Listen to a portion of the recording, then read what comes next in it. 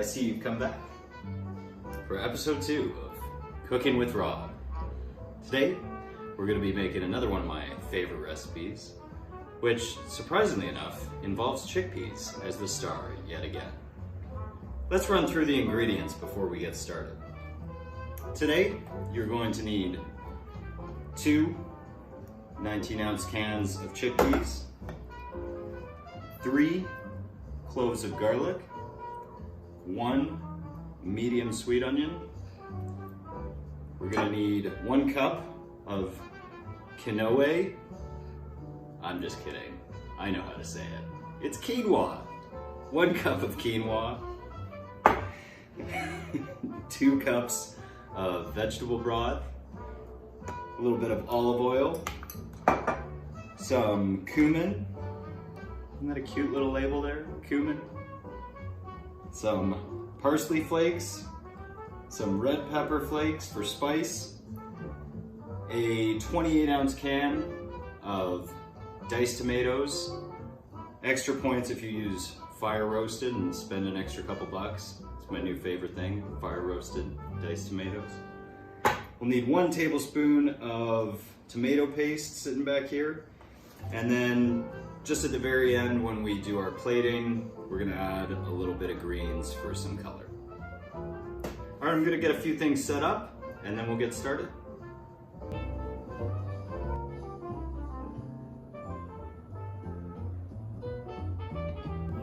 Okay, the first thing we're gonna get set up is our quinoa.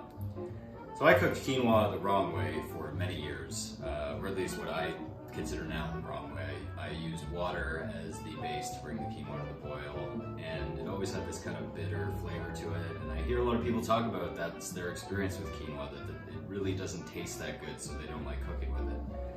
Then I started using vegetable broth to cook the quinoa, and it changed my life.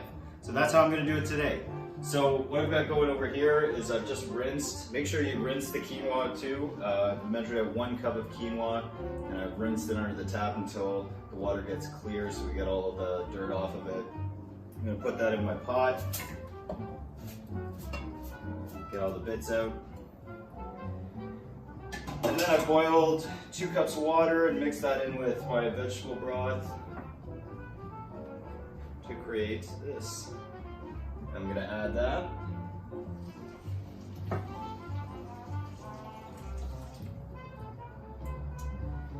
And then I'm gonna bring that to a boil, uncovered first, on high heat. And then once it's boiled, I'm gonna reduce to low, maybe a little bit above low, and cook for 15 to 20 minutes. I usually go for 20 to make sure all the water is absorbed. And then fluff. That's the most fun part about cooking quinoa, is fluffing. While that's coming to a boil, let's move on and start dicing our veggies. Okay, let's get our oil in the pan before we add the onions and garlic. So we're gonna measure out a tablespoon of olive oil. Got the pan already set to medium heat. Get that added in there. Just tip the pan around to spread the oil. So I've started dicing my onion and garlic, but let's finish it up here. Just gonna make small cuts across the onion, and then as close as I can, go back in the other direction.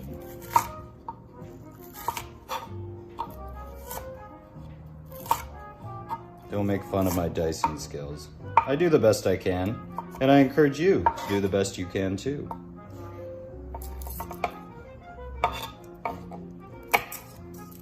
Now moving on to the garlic. My girlfriend makes fun of me because I cut the ends off the garlic. Not necessary. I have some problem with the ends of garlic. I don't like to include them in there.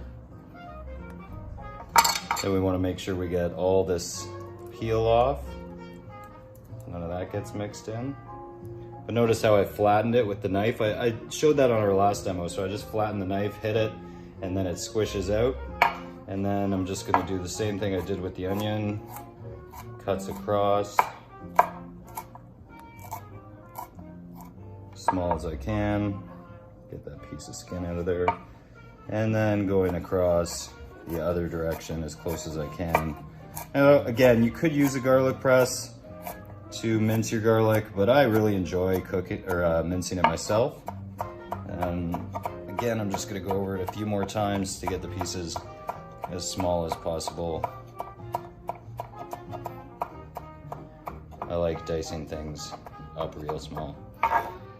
Okay, so I'll add that to the stuff that I've already cut over in my bowl here.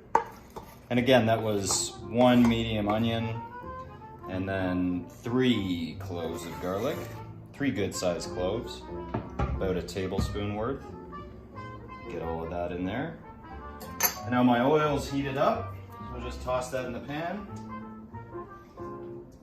And I'm gonna cook those onions and garlic for about 8 minutes. I like to cook them a little bit longer. Some recipes will say 3 to 5 minutes. I like to go for 8, so they get nice and soft. They're not as noticeable in the finished product. But if you like a nice crunchy onion with a lot of powerful onion flavor, then you could cook it for a shorter time so it's crunchier. Totally up to you. Let's mix those guys together. It's a party in here. And now for my favorite part, where it all comes together.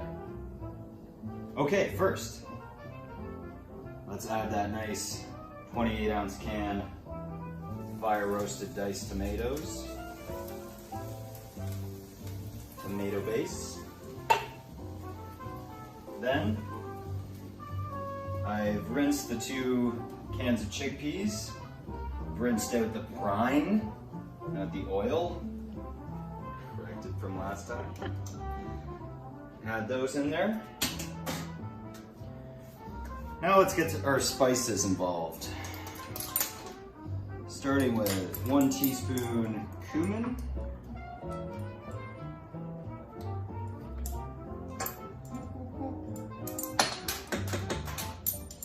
1 teaspoon cumin. And then with the red pepper flakes, depending on how much spice you like, you could add between a half teaspoon and a whole teaspoon. Sometimes I add a whole one, but today I'm not feeling like too much spice, so I'm just gonna put in a half teaspoon red pepper flakes, add those in there. Then a whole tablespoon of our dried parsley.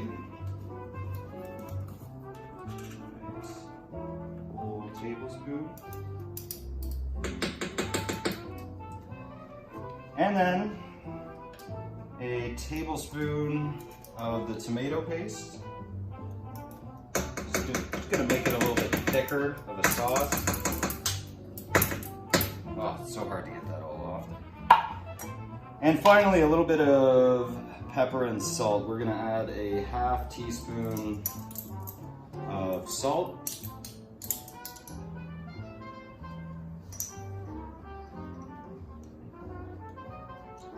And a 1/4 teaspoon of pepper. Always check the label, make sure I'm using the right one. I messed up on the measurements before, it doesn't turn out well. Not today though.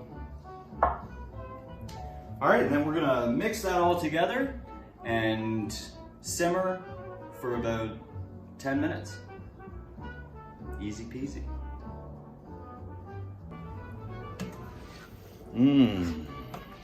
Stir it up.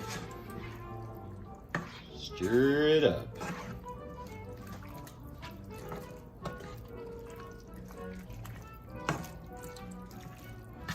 I want to make sure the chickpeas get coated in all the spices. So my quinoa timer went off. That means it's time to fluff. See how it looks. Whoa, lots of steam. Woo! All right, let's just fluff gently. You can see there's no water left or vegetable broth. And then I just want to fluff it up. Fluff it up.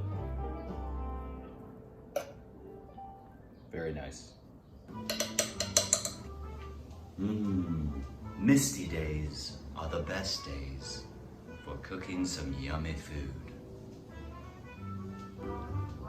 All right, we got 5 minutes left. How's it smell, Heather? Yeah. Okay, my timers have gone off. That can only mean one thing. It's time to plate the food and eat the food. So let's get a little section of quinoa in our bowl. Now one final point I wanted to make about this recipe is that it's a great recipe to plan ahead for and just have the ingredients in your pantry for a night where you might be stuck and you just want something really quick and easy to come up with. I shopped for the ingredients 2 weeks ago, except for the spinach, which I buy every week. But I shopped for the ingredients 2 weeks ago and I just had them on hand, and typically I make this recipe on nights where I don't really feel like cooking anything too complicated but still want to eat healthy, home cooked meal, and it works great for that purpose. You could see just from the video how quickly it comes together and how simple it is. You end up with a lot of flavor, a lot of really healthy ingredients involved. And the spinach really is just to add color and more nutrients. But I have made this recipe without the spinach and taken it to work. Like this one, you can see how lovely it meal preps. My nice little glass container. 3 different sections. Beautiful. Make all my coworkers jealous. And then of course we have today's masterpiece, and we'll get one final shot of that. Well, I hope to see you next time. Thanks for stopping by for another episode of Cooking with Rob.